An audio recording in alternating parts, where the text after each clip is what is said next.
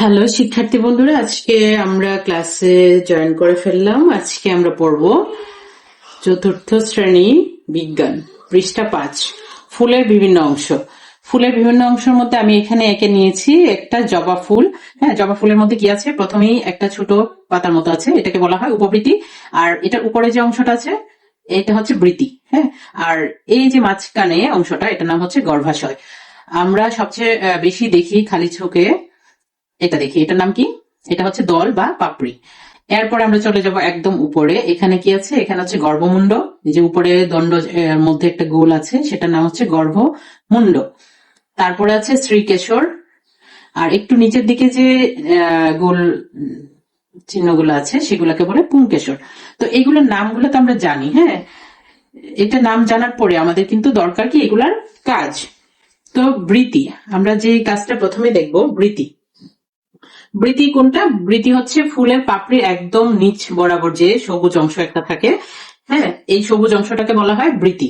এই যে এটাকে বলা হয় বৃতি, এই অংশটা হচ্ছে বৃতি। ফুলের পাপড়ির একদম নিচে লাগানো এই যে দুই পাশে সবুজ আকারের বইয়ের মধ্যে তোমরা দেখবে, এটাকে বলা হয় বৃতি। তো বৃতির কাজটা আমরা আগে দেখি। বৃতির কাজ কি? বৃতি দেখতে কেমন? বৃতি দেখতে কেমন? বৃতি দেখতে কিন্তু সবুজ। হ্যাঁ, অনেকটা পাতার মতো বৃতি দেখতে। দেখতে সবুজ। হ্যাঁ, এটা তোমরা ছবি দেখে অনেকটা কিসের মতো? অনেকটা পাতার মতো, ঠিক কিনা? ছবিতে দেখাই যাচ্ছে অনেকটা কিসের মতো? পাতার মতো। বৃতিটা দেখতে অনেকটা পাতার মতো। ফুলের পাপড়ি একদম নিচে যে সবুজ অংশটা পাতার মতো ছোট, সেটাকে বলা হয় বৃতি। তো এই যে একটা বৃতি ফুলের বাইরের অংশ, হ্যাঁ দেখাই যাচ্ছে ছবিতে। এখানে বিজ্ঞান মুখস্থ করার কিছু নাই, বিজ্ঞানটা হচ্ছে পুরাটাই কি বাস্তব বা প্র্যাকটিক্যাল। সো আমরা ছবির সাথে মিলিয়ে এটা বর্ণনাটা আমরা লিখবো। তো বৃতিটা কেমন? সবুজ। এটা দেখতে সবুজ, অনেকটা পাতার মতো। তো দেখা যাচ্ছে এটা ফুলের বাইরের অংশ। যদি এটা ফুল হয়, এটা ফুলের বাইরের অংশ। তো বৃতি কি? এটা ফুলের, বৃতি হচ্ছে ফুলের সবচেয়ে বাইরের অংশ। ফুলের সবচেয়ে বাইরের অংশ কি? বাইরের অংশ। হ্যাঁ, তো সবচেয়ে বাইরের অংশটা কি? প্রশ্ন যদি আসে যে ফুলের সবচেয়ে বাইরের অংশের নাম কি, কি বলতে পারবে তোমরা? বৃতি। আর বৃতি এটা কি করে? এটার কাজ কি? বৃতি যেহেতু ফুলের বাইরের অংশ, ফুলটা যখন একদম ছোট থাকে তখন বৃতির ভিতরে থাকে, বৃতিটা ক্লোজ থাকে। হ্যাঁ, বৃতিটা ক্লোজ থাকে এবং ফুলটা এর ভিতরেই থাকে।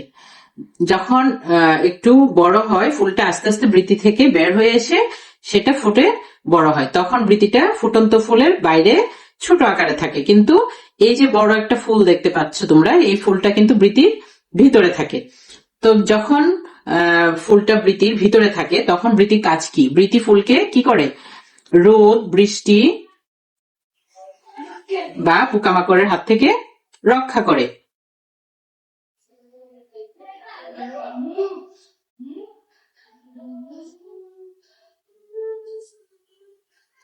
হ্যাঁ, এতটুকুই যথেষ্ট। তো আমরা কি শিখলাম? বৃতি। বৃতিটা কি? বৃতিটা হচ্ছে ফুলের বাইরের অংশ, এটা দেখতে পাতার মতো সবুজ, এবং এটা কি করে? ফুলকে রোদ, বৃষ্টি বা পোকামাকড়ের হাত থেকে রক্ষা করে।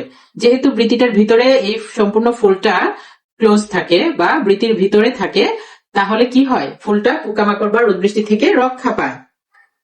তারপরে আমরা পড়ব দলমণ্ডল। দলমণ্ডল, দলমণ্ডল কি? এই ছবিতে কি কোনো দলমণ্ডল আছে? ছবিতে কিন্তু কোনো দলমণ্ডল নেই। এখানে লেখা দল বা পাপড়ি। তো অনেকগুলো দল বা অনেকগুলো পাপড়ি যখন আমরা একসাথে বলবো সেটাকে আমরা কি বলবো? অনেকগুলো পাপড়ি মিলেই তো একটা ফুল। এই দলমণ্ডল হচ্ছে গিয়ে অনেকগুলো পাপড়িকে একসাথে কি বলে, বা অনেকগুলো দল বা পাপড়িকে একসাথে বলে দলমণ্ডল। রঙিন হয় খুব সহজে, পোকামাকড়কে আকৃষ্ট করে, কি করে? এবং পরাগায়ন নিশ্চিত করে।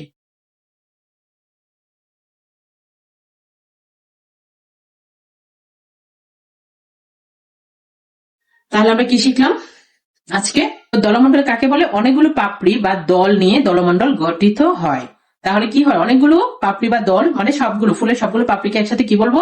দলমন্ডল। তো দলমন্ডল কেমন হয়? সাধারণত আমরা দলমন্ডল দেখেই তো গাছটাকে চিনি, এটা কি গাছ, কি ফুল। সো আমরা কি বলি দলমন্ডল দেখে যে এটা জবা ফুলের গাছ। জবা ফুল কি কালার হয়? লাল হয়, সাদা হয়, অনেক কালারের হয়। তো দলমন্ডল কি হয়? রঙিন হয়। আর এই যে রঙিন ফুলটা, এই ফুলটা কি সবাইকে আকৃষ্ট করে না? তো সেই যে আকৃষ্ট করার যে একটা প্রসেস, এটা কিন্তু একটা কাজ। হ্যাঁ, এই রঙিন ফুল দেখে কি করে? অনেক পোকামাকড়, তারপরে হচ্ছে পশু পাখি গাছে আসে, এই ফুলটাতে বসে।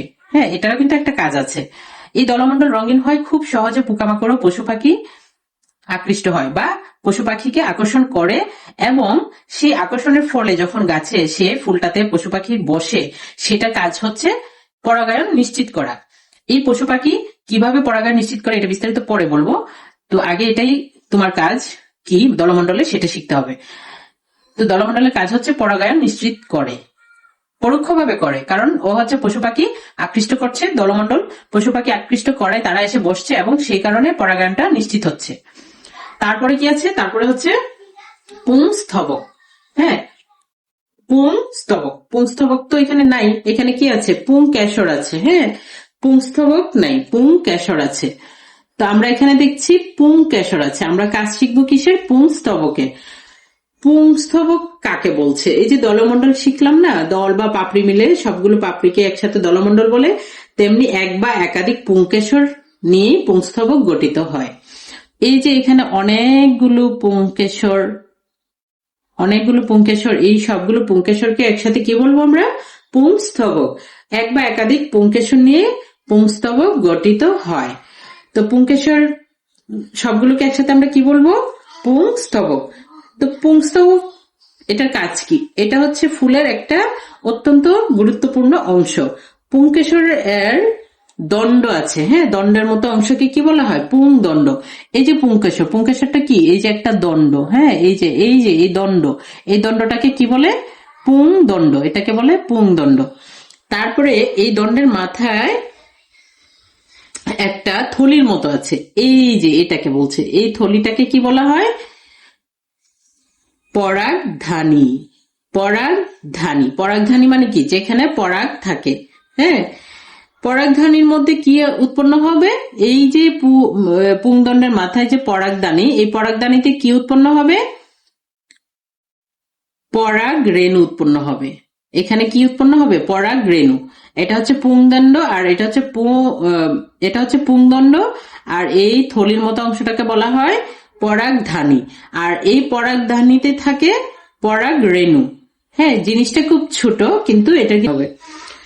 তারপরের কাজ কি? পরাগধানীর মধ্যে যে পরাগরেণু উৎপন্ন হয়, তাহলে কি কাজ? পরাগধানীর কাজ কি? পরাগরেণু উৎপন্ন করা।